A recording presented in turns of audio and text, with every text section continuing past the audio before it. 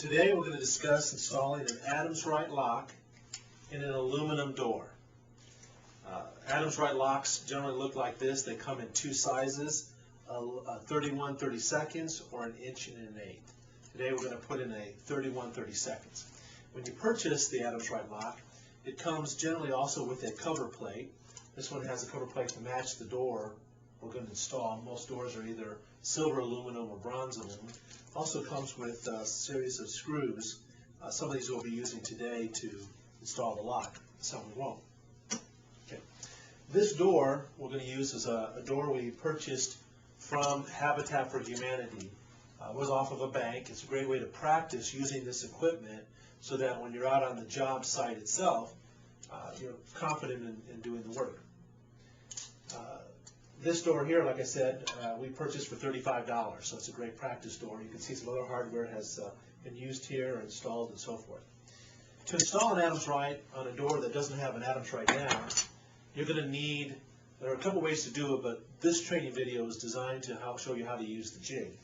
This is the jig right here that we use. This jig clamps onto the door. I'll show you that in just a moment. We've already attached to the front of it a template to the jig that's made for the Adams Rite. You'll see how this Adams Rite cover plate fits in there. There's a small gap around the edge, and that's where your router bit will go. But you'll notice that once we install it in here, it'll be a tight fit, because on your router you have a guide that will eat up a little of that space. To the side of our jig, right here, we have another template. This template is designed for the 31/32 hole for the Adams Rite. Now, on the aluminum door, we have to determine where we're going to put the mortise cylinder on the door. There's a couple of things to take into account. Sometimes people want the mortise cylinder low, so that's easily reached by young people and old people alike. ADA requirements may require that you put it low so that people in wheelchairs can reach it. These are some of the things you want to take into account. Also, in this case, though, we're going to install it higher up on the door for purposes of demonstration, and you'll find a lot of commercial properties where it is higher up on the door, generally around shoulder height or so forth. When placing on the door, there's two things to take into account. The width of your rail here, because you have to have enough room for the circle that you're going to drill for the mortise cylinder. And second of all, most doors when they shut, there's a small part of the door that's covered by the stop that goes around the frame. You've got to be far enough away from that frame, but far enough away from the glass, so finding that spot is important. All right, once you determine where you're going to go, let's say I decide I wanted to go around here, I'm going to take my automatic punch, I'm going to bring it around to the center of the door, and right here in the center, I'm going to punch my mark into the door, like so.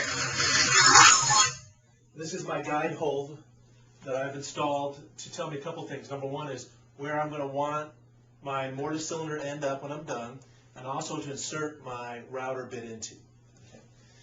So once I've got that, I can use my jig. Again, the jig here, I've attached with two screws my the correct template for Adams Rite, and to the left I have the template for my so now I can line up this hole with a hole at the edge of my door, so I know I'm going to be where I want to be. And I can tighten this down. Simply tighten these two screws tight. Not so tight you're going to break them, but just tight enough to make sure that it doesn't move when you're applying pressure with the router. Okay. Now, once I've got it into place, I can see where the 31/32 cylinder is going to be and how close to the edge of the door it's going to be. All right, so now we've mounted our jig to the door, and we've changed our template so that now it's set up to use the 1 1/8 inch hole, which is in a better location on the door than what we had before. Now we're going to go ahead and route out the hole, and to do that, we're going to head and use some lube. Now, I recommend the Edge lube. There are other brands out there, but it's important to have plenty of lubricant on the door and on your here, so that the blade and everything goes smoothly. If you have to spread out your finger, go right ahead. That's okay. It washes off. But we want to make sure there's plenty on the door, because this aluminum will get so hot with the speed of the blade that it will melt the metal back onto itself again. So make sure there's plenty of lube in here. All right. The next, I'm going ahead and I've already started, got my router plugged in and ready to go. We recommend this Porter cable because it's important that you have the right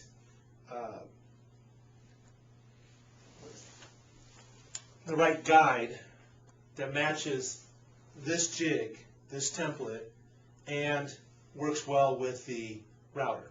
They all have to go together, so you got to make sure you get the right guide for the right router. If you use a different brand of router, you'll have to change the guide, but again, you want to make sure you're the right one, otherwise it's not going to come out right. There is a formula for that, which we'll discuss. All right, now I'm going to go ahead and set my router in the hole that we drilled already. I'm going to start the router up, and when I do, I'm going to go in a clockwise motion around the template. But when I start off, I'm not going to go straight to the side. I'm actually going to angle down so that I've already started the clockwise motion. If you go counterclockwise, sometimes the blade will kick back on you and cause a more rugged look to the lock. So, here we go.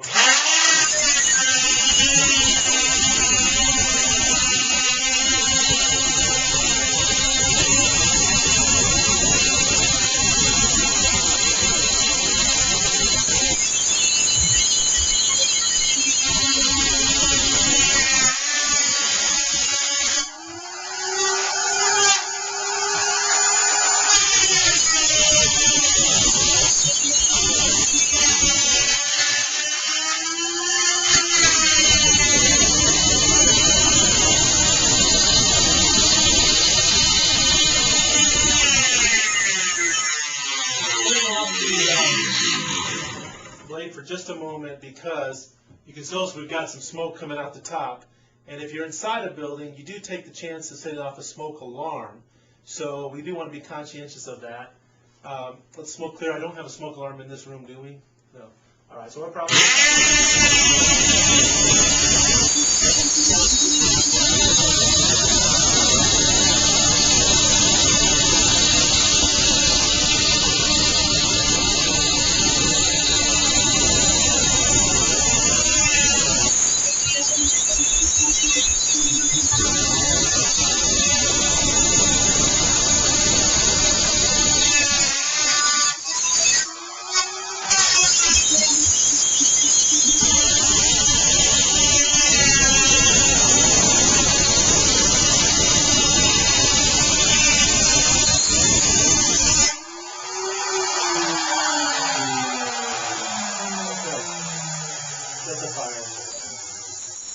all right, now that the router's completed, I never want to pull up the router until it's come to complete stop, because you do take the chance that your router bit, if it comes out while it's still running, will slice up your template. You don't want that to happen. Now, this piece of metal is going to be very hot, so don't grab that. I've already completed it, but I'm going to go around one more time to make sure it's a nice tight. Again, always let your router do all the work.